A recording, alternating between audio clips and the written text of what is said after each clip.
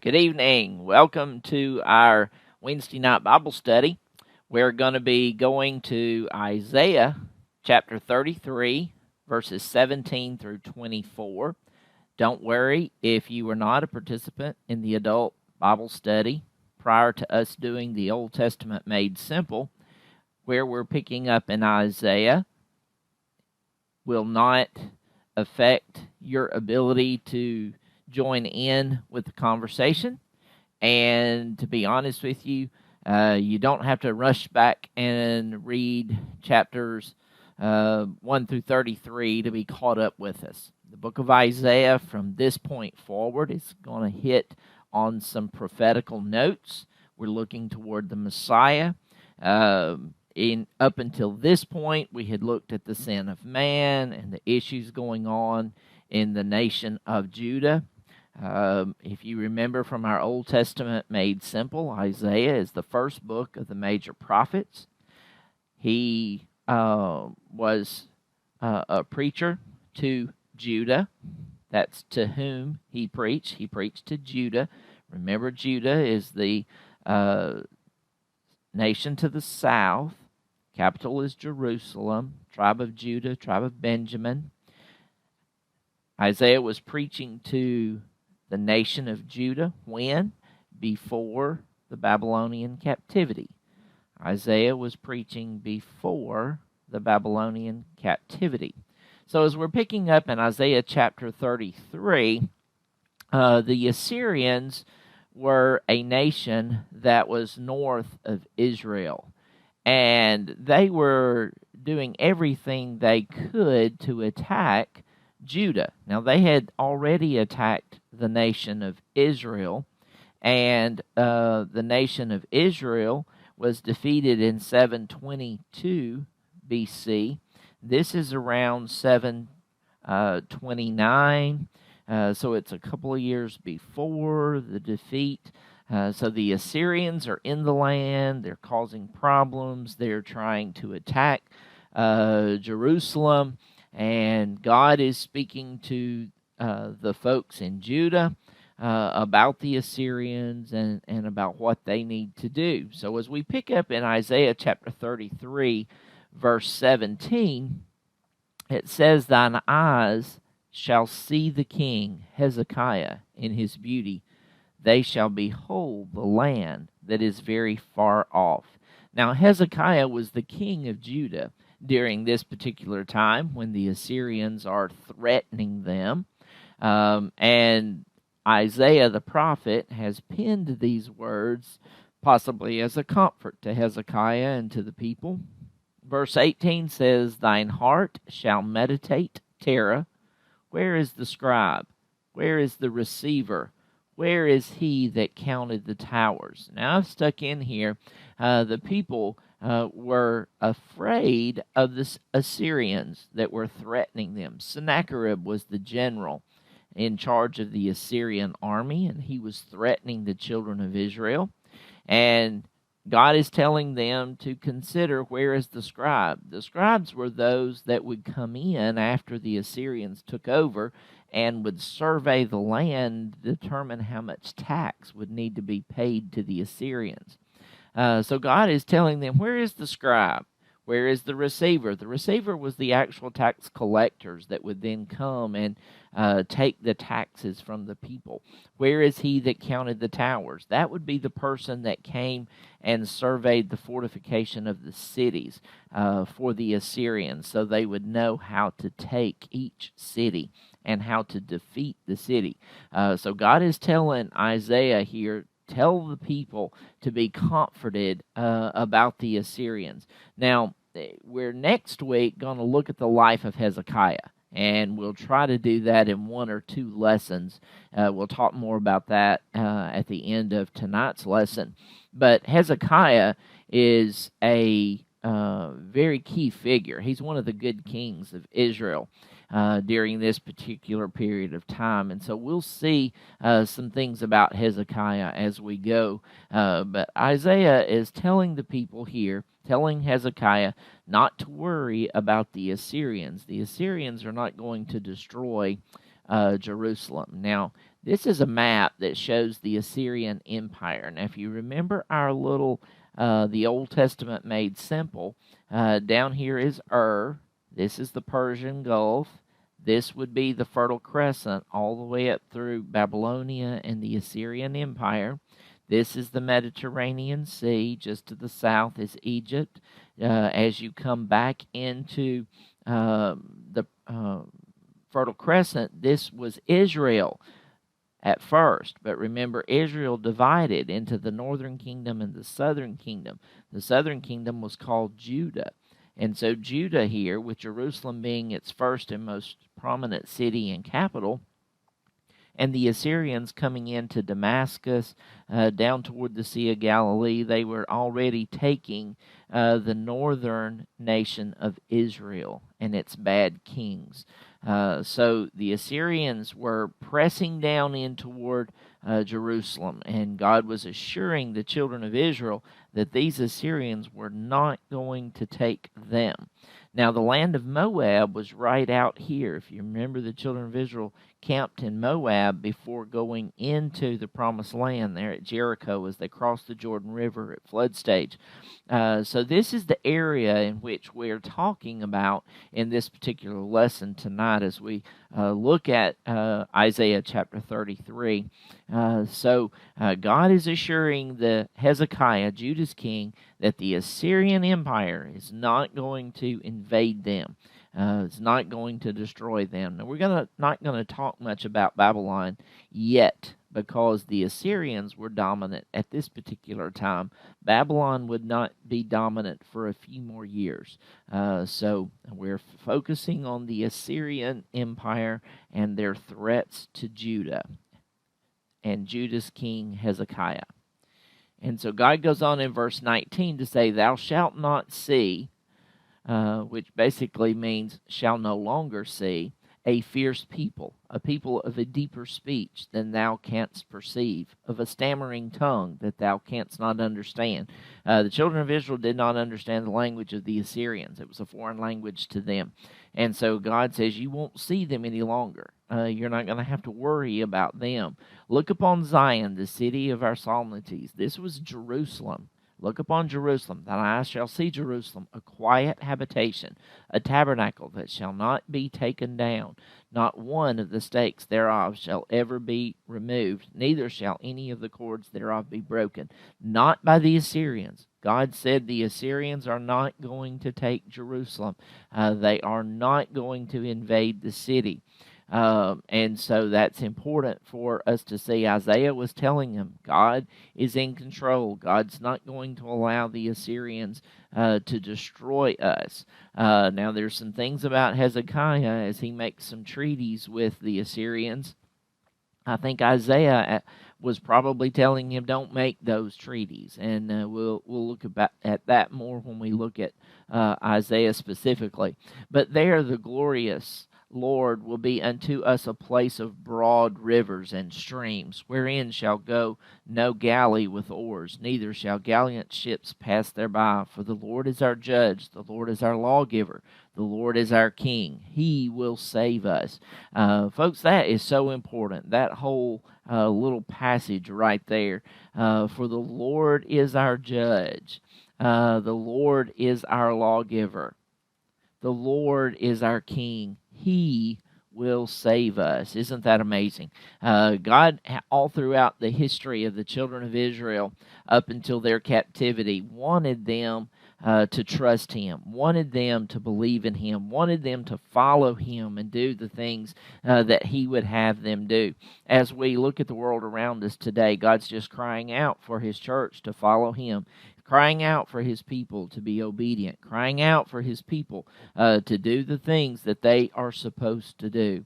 For the Lord is our judge. The Lord is our lawgiver. The Lord is our king. And we cannot forget that. God was telling these people, this Assyrian army is parked right outside the gates of Jerusalem, but they're not coming in. I'm not going to let them come in.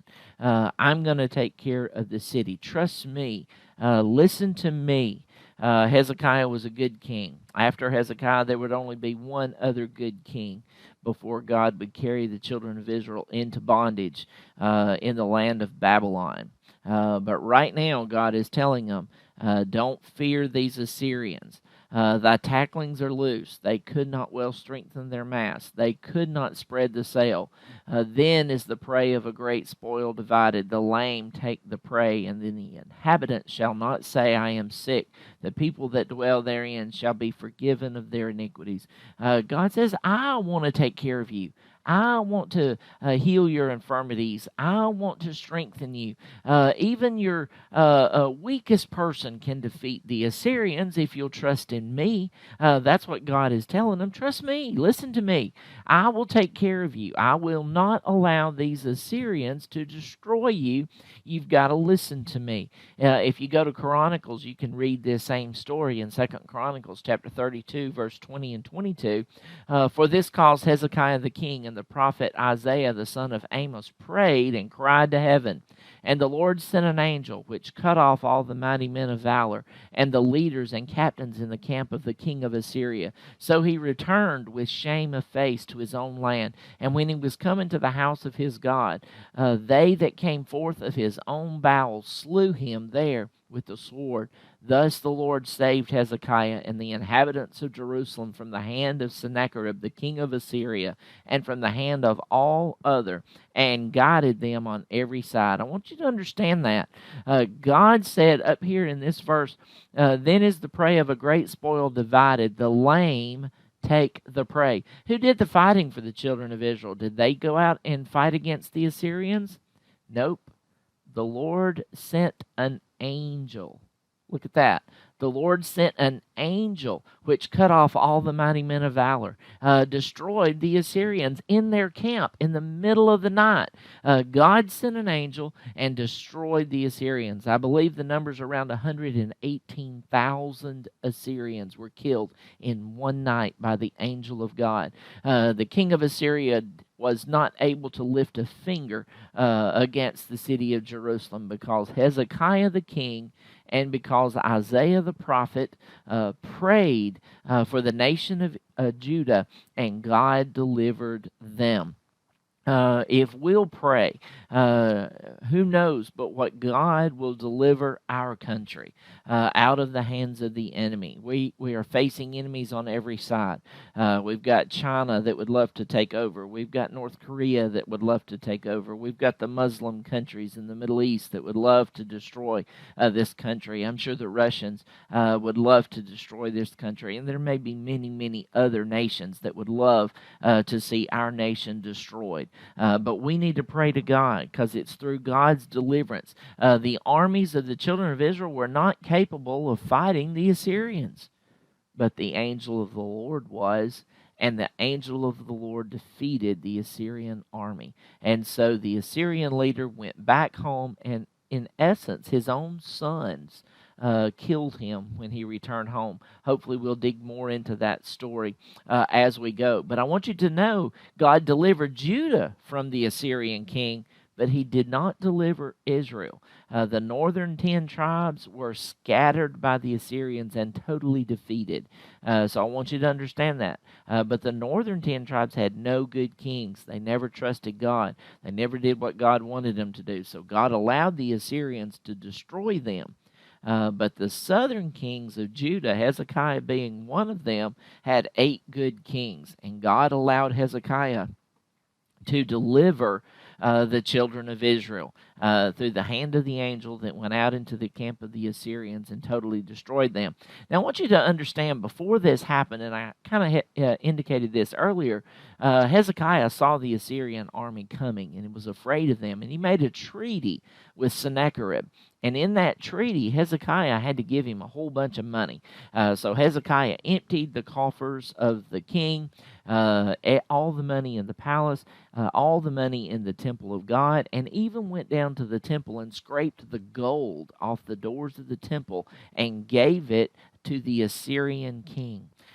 So through this treaty that Hezekiah made with the king of Assyria, he gave him a whole bunch of money and thought that was going to take care of the problem. But no, the Assyrian king turned on him anyway and came. And ultimately, God sent the angel and delivered the Assyrian king into the hands of Hezekiah. Now, the people went out after the Assyrian army had been totally destroyed, and they spoiled the Assyrian army. They went out and got the gold and the money and the jewels and the things that the Assyrian army had accumulated in their conquest of the northern 10 tribes of Israel. They went out and they were able to confiscate all of this riches and all of this money. And as a result, after this particular incident, in 2 Chronicles 32 and 27, we read, "And Hezekiah had exceeding much riches and honor, and he made himself treasuries for silver and for gold and for precious stones and for spices and for shields and for all manner of pleasant jewels." Where did all of that come from? It came from spoiling the Assyrian army, and that was done by the angel of God. So God blessed Hezekiah in the end because Hezekiah believed in God and trusted in God. And that's the key point of this lesson tonight, is we need to believe and trust in God. We need to do the things that God would have us to do, and seek out God's deliverance in everything. So very important that as we look at this particular passage, that we trust God. Hezekiah trusted God, and God then took care of him. Now, in Isaiah chapter 34 and Isaiah chapter 35, we're going to quickly go over both chapters. Not a lot of verses here. Isaiah chapter 34 says, "Woe to the nations," and mainly to the nation of Moab. Now, if you remember, Moab was the land right before the children of Israel crossed into the promised land. They stopped at Moab. When they initially left Egypt, Moab wouldn't let them go through their land, made them go around. When the children of Israel were fighting other nations, the nation of Moab would mock them and would always side with Israel's enemies. So God had it out for Moab, and there are several prophecies that says Moab will be defeated, Moab will be destroyed. And so once again we see in Isaiah chapter 34, woe to the nations, woe to Moab, and Moab will be mentioned there. Isaiah chapter 35 verses 1 through 10, behold the coming king. As we look at chapter 35, we begin to see the Messiah, comments about the Messiah and the coming Messiah. We're going to take a pause. Isaiah 36 through Isaiah 39, we're going to look at the life of Hezekiah. And then in Isaiah 40, we're going to come back and pick up the prophecies of the coming kingdom. So we'll be moving in that direction. So Isaiah chapter 34, verses 1 through 17, Moab to be utterly destroyed because of the way they treated the children of Israel. Number 1, come near. Verse 1, "Come near, ye nations, to hear, and hearken, ye people. Let the earth hear, and all that is therein, the world, and all things that come forth of it. For the indignation of the Lord is upon all nations, and his fury upon all their armies. He hath utterly destroyed them. He hath delivered them to the slaughter. Their slain also shall be cast out, and their stink shall come up out of their carcasses, and the mountains shall be melted with their blood, and all the host of heaven shall be dissolved, and the heavens shall be rolled together as a scroll, and all their hosts shall fall down as the leaf falleth off from the vine, and as a falling fig from the fig tree. For my sword shall be bathed in heaven. Behold, it shall come down upon Idumea, and upon the people of my curse to judgment." Idumea would have been the land of Moab. "The sword of the Lord is filled with blood. It is made fat with fatness, and with the blood of lambs and goats, with the fat of the kidneys of rams. For the Lord hath a sacrifice in Bozrah, and a great slaughter in the land of Idumea." So it's important for us to see that God's wrath is horrible. When God executes his wrath, horrible things are going to happen. I don't want to be in a place that God has to execute his wrath upon me. Throughout the Old Testament, when people were disobedient, God's wrath was very strong, very thorough and very powerful. A few times the people prayed and God repented of his wrath and what he had planned to do to them. But most of the time, God executed his wrath upon those that were his enemies and that were the enemies of his children. Going into the tribulation period, it's important for us to understand as God begins to execute his wrath upon the world, it may only be through our prayers that wrath is lessened. He says in one place in Revelations, except for the very elect's sake, time will be shortened. So who knows what our prayers might be preventing this very day as we become the intercessors for the world around us. When we pray, when we seek God's face, we are being the intercessor for others. God has planned the destruction of all evil, and that is coming upon all nations that are against his church, that are against his people. And I want to take us over to Revelations chapter 19. Verses 17 through 21. And I saw an angel standing in the sun, and he cried with a loud voice, saying to all the fowls that fly in the midst of heaven, come and gather yourselves together unto the supper of the great God. Now this particular passage picks up right after Christ splits the eastern sky, riding on the right horse, riding on his side, King of Kings and Lord of Lords. So this is after Jesus Christ returns to this earth. He's going to cause these things to happen. Verse 18, that ye may eat the flesh of kings, and the flesh of captains, and the flesh of mighty men, and the flesh of horses, and of them that sit on them, and the flesh of all men, both free and bond, both small and great. And I saw the beast and the kings of the earth and their armies gathered together to make war against him that sat on the horse and against his army. And the beast was taken, and with him the false prophet that wrought miracles before him, with which he deceived them that had received the mark of the beast, and them that worshipped his image. These both were cast alive into a lake of fire burning with brimstone. And the remnant were slain with the sword of him that sat upon the horse, which sword proceeded out of his mouth, and all the fowls were filled with their flesh. This sounds just like what we read in Isaiah chapter 34. It's very important to understand God through Isaiah was talking about things he was going to do to the Assyrians, to the Moabites, to the Edomites, and all of those in the area around Israel that had persecuted Israel. He was going to destroy them ultimately. But in the end times, he's going to do the same thing, because as the armies gather themselves together against Israel, against God, they are going to be defeated. Now, the rest of chapter 34, 7 through 17, basically describes the land as being desolate.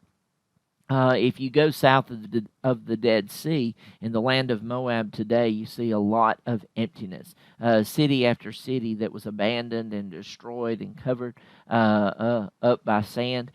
So what God said was going to happen in chapter 34 has happened. The wild beasts are going to come in. They're going to take over. The Moabites are going to be completely destroyed. The Edomites completely destroyed and taken out of their land. And so we need to know that God did exactly what he said he was going to do. He destroyed them. He totally destroyed them. And just as he destroyed them in this particular time, he will destroy the world at the end when the Antichrist comes to his full power with the false prophet through the power of Satan himself to rule the world, this one world government that we see coming. This is their destruction. As we read in Revelations chapter 19. They're going to be destroyed, ultimately destroyed. And if you and I have received the mark of the beast, I want you to understand those that are deceived will receive the mark of the beast. I don't want to be one of those.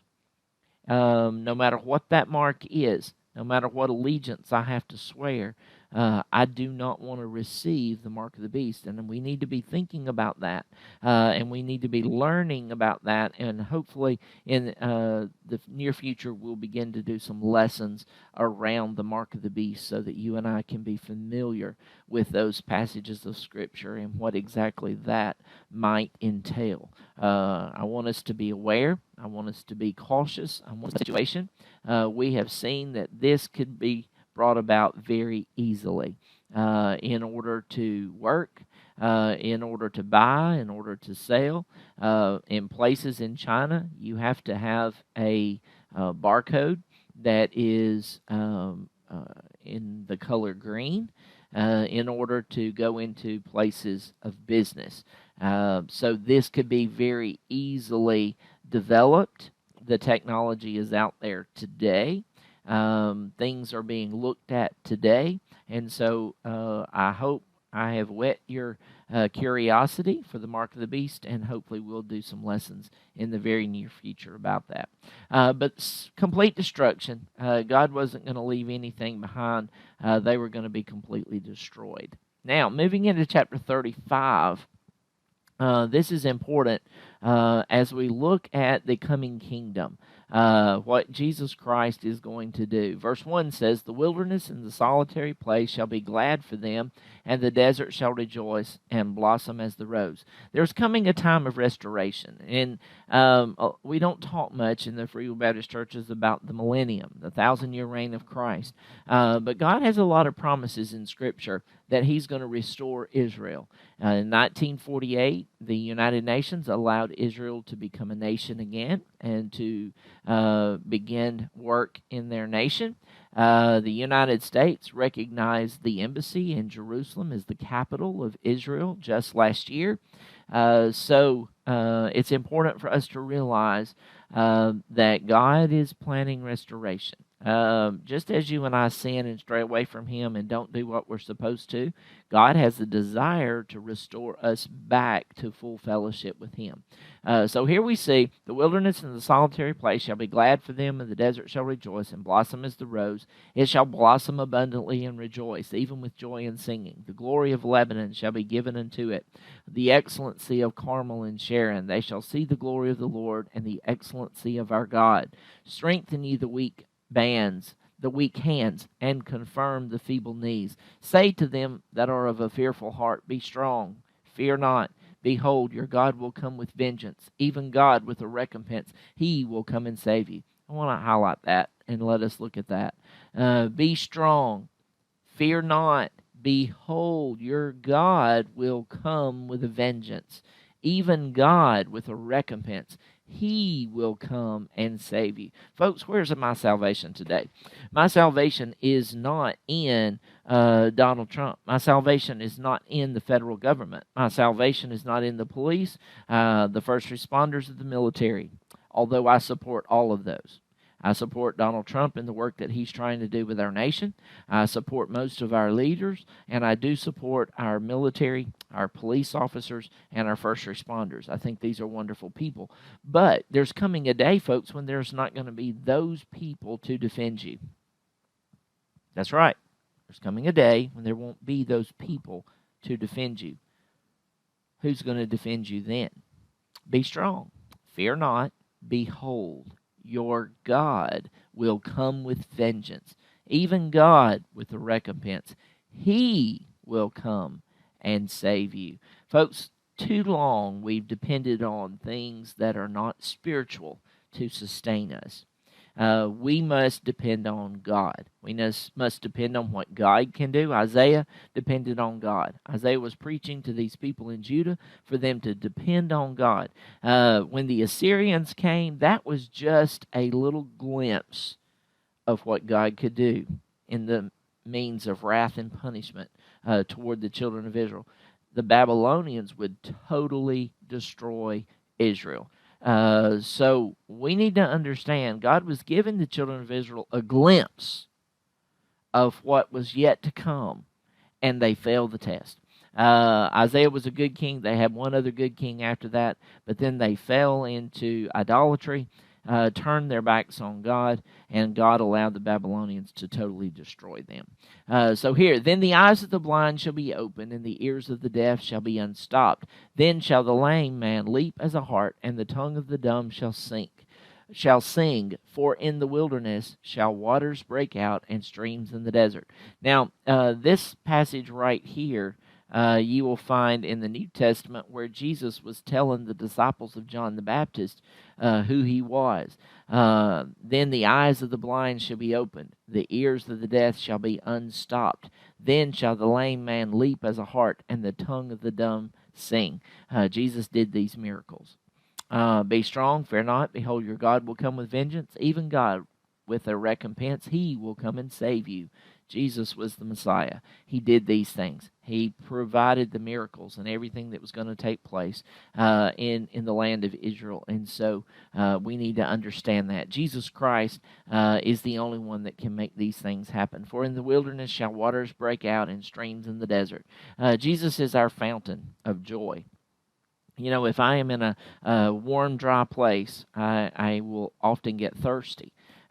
Jesus is that water. He's the living water. He stood up at the feast and he said, I am the living water. He that drinketh of me shall never thirst again. So God is our sustainer. He is our water. Verse 7 says, and the parched ground shall become a pool, and the thirsty land springs of water.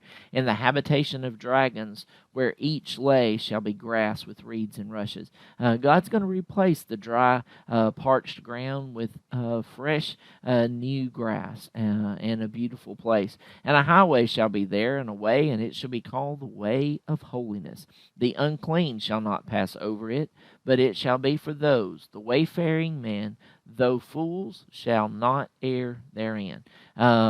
It's for us. It'll be for those, the clean, the way of holiness, those that have their sins under the blood of the Lamb, those that have confessed to Jesus Christ, asked for forgiveness, those that stand around the throne with their white robes on, singing praises to God. These are the ones that shall enter in. No lion shall be there, nor any ravenous beast shall go up thereon. It shall not be found there, but the redeemed shall walk there. Wow, look at that verse. The redeemed shall walk there. Folks, I want to be one of those redeemed. I want to stand before the throne of God, lift up my hands in praise to Him, and be that God would have me to be throughout my days, so that when His kingdom comes, I will be a part of that kingdom. And the ransomed of the Lord shall return and come to Zion with songs and everlasting joy upon their heads. They shall obtain joy and gladness, and sorrow and sighing shall flee away. Once again, a day of restoration. You know, is this the 1,000-year reign of Christ? I don't know. Is this heaven? I don't know. But it's a time of joy. And it's a time where the redeemed will be there. I'm one of the redeemed. I hope you're one of the redeemed tonight. I hope you're being that God would have you to be in every area of your life. I hope you enjoyed this lesson tonight. Thank you for being a part of it with us. As we move forward next week, we're going to be talking Hezekiah, king of Judah. This king we talked a little bit about in the lessons tonight. But the next few chapters in Isaiah 36, 37, 38, and 39 all talk about Hezekiah, king of Judah. Now, if you go to 2 Kings chapter 18 through 20, you'll get information about Hezekiah. 2 Chronicles 29 through 32, you'll get information about Hezekiah. And then, of course, our study text for next week, Isaiah's chapters 36 through 39. It's 11 chapters. I know that's a lot of chapters, but in 2 Kings and 2 Chronicles, you're reading some of the same information. And then once you read it in Isaiah, you're also reading some of the same information. So I challenge you, read these 11 chapters for next week for our Wednesday night Bible study, and we're going to look at Hezekiah. We'll get as much information as we can next week about Hezekiah. If we have to break it down into a couple of weeks, we will. And then as we go forward, I do want to break down the next 3 sections of Isaiah into smaller sections that we can digest as we go through.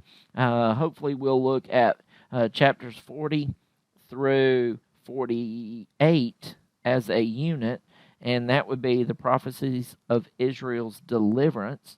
And then 49 through 57 we'll take a look at, and those are the prophecy of Israel's deliverer, and those are scriptures relating to the Messiah, Jesus Christ. And then the third section, the prophecies of Israel's glorious future, Isaiah chapter 58 through 66. So we're going to try to break down the book of Isaiah into three nice units over the next few weeks so that we can finish up the study on Isaiah, hopefully this month, and then be ready in July to move into something different, something exciting that each and every one of you will enjoy. So hang in there with us as we move through this study and try to do your homework for next week. Hope you have a great week.